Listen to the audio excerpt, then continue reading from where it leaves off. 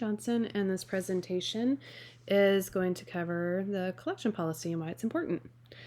So just a few reasons why the collection policy is important include describing your program. You want your educators and your students to understand exactly how your program works. So depending on your administrator, you may have a fixed schedule or a flexible schedule.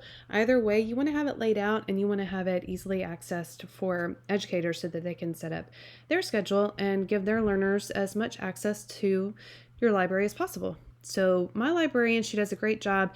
Some of the things she does is she links everything in her email signature, so it's really easy to access the sign up for signing up for library time and just to get in touch with her in general. She adds everything to her library newsletter and the school library website, so it's real easy to find. And my administration does a great job. They have what's called the Cowboy Hub, because we are the Collins Cowboys, and we educators, we bookmark this up at the top of our pages, and this document is shared. It has all the links for everything that we would need, including our library sign-up schedules.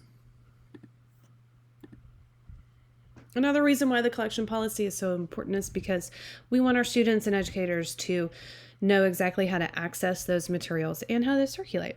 So for our students, they'll need to know the systems and the routines. So those routines for checking in and out books, those should be practiced regularly, explicit lessons at the first of the year, probably when they come back after Christmas.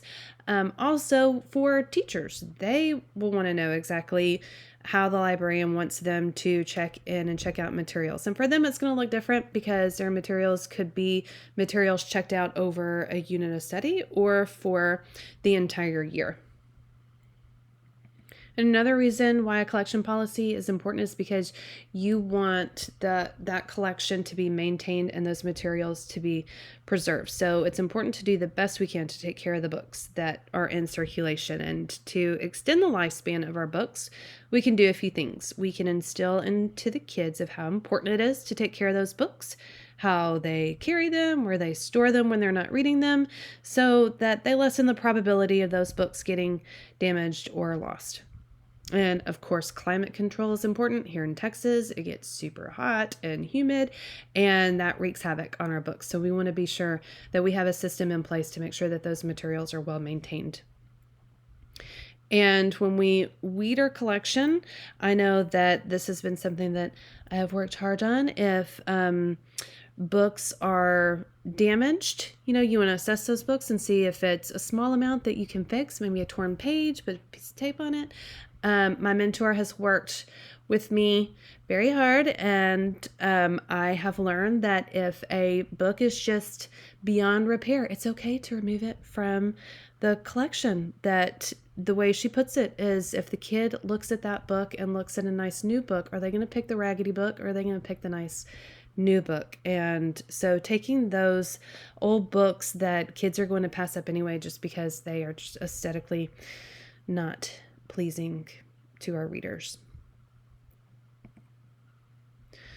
So when we were tasked with looking into self-censorship, I found this Journal of Intellectual Freedom and Privacy and kind of went down a rabbit hole. I found quite a few articles. I began with that Censorship Dateline newsletter, which had detailed incidents of community members across America challenging books or topics. And so this latest newsletter had 9 public schools, 2 public libraries, and 1 museum where community members were bringing up concerns that they had about books or topics that were being incorporated into the collection there.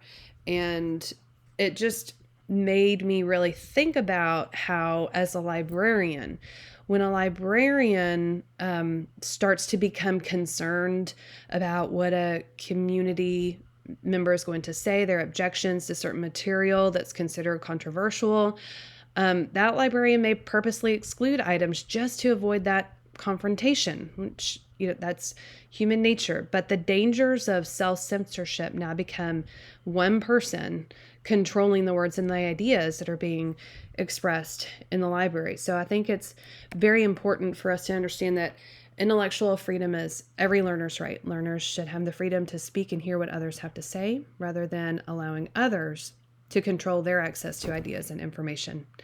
And when listening to both sides of the debate through that newsletter, and parents were going back and forth, one parent stood up and said, in regards to, it was a controversial book about racial differences. Just as silence condones bullying, ignoring differences in our community makes people feel overlooked and pushed away. So I think that's important that we keep our community in mind and what their needs are, and making sure that everybody feels heard.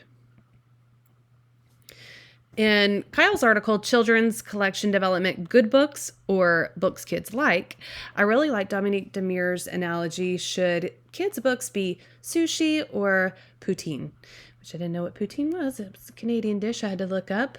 But after doing that and understanding that there are going to be different level books in a library, but being the collections curator, the librarian will consider the needs of their patrons based on their interests, cultural needs, and what's in the school's curriculum. So it's just important to get kids in the door reading. And so if they are reading those poutine books, at least they're reading. But the librarian's job is to take that initiative to find books that are similar to those poutine books, and finding those similar books that are going to interest them, that are on more of that sushi dish level.